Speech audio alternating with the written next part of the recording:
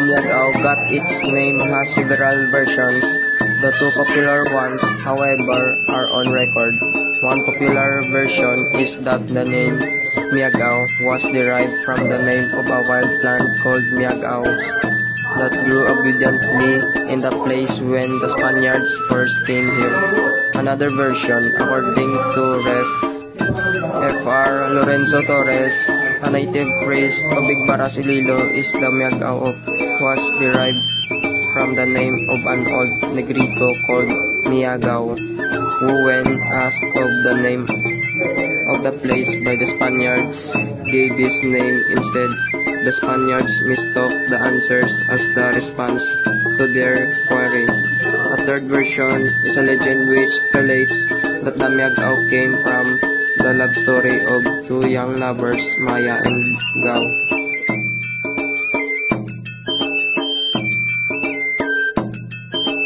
Juan Pedro was a historian, a scholar, a soldier, and a patriot, a composer of Spanish, Ligaynon, and Kinaraya songs and poems, a good father and husband, a dedicated public servant, a born leader, and a man of high integrity.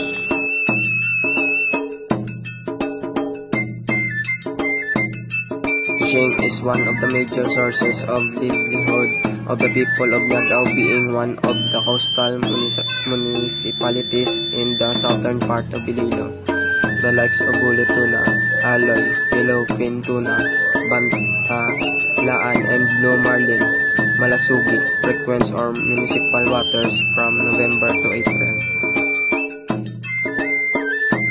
Farming is an ideal livelihood in Miagao, having an agricultural land area of 4,983.17 hectares. This industry plays a vital role in our economy. The municipality's main agricultural produce is rice based on the crop production for calendar year 2017.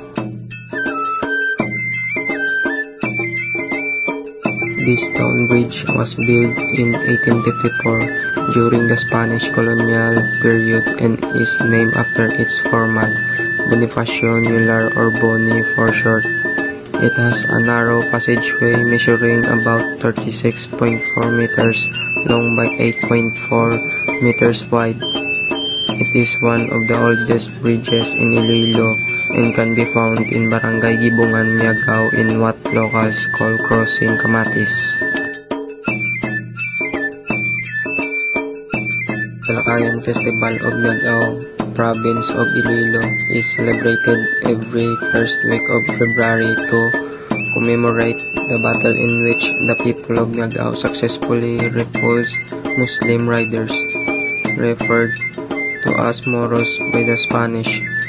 The festival is a colorful depiction of this event that occurred in 1754. As festivals continue on over the years and significance of the momentous event is often lost to fast movement, choreography, heart-pounding sounds, and artistic passions of our modern times.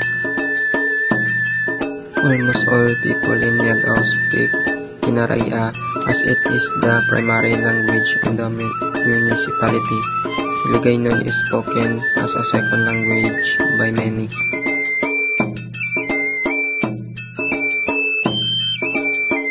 Sulu Garden is the best place to enjoy your lunch or dinner after seeing the scenic beauty of Miagao. Sulu Garden takes pride in the unique ambience of its gardens and delicious Japanese and Philippine cuisines.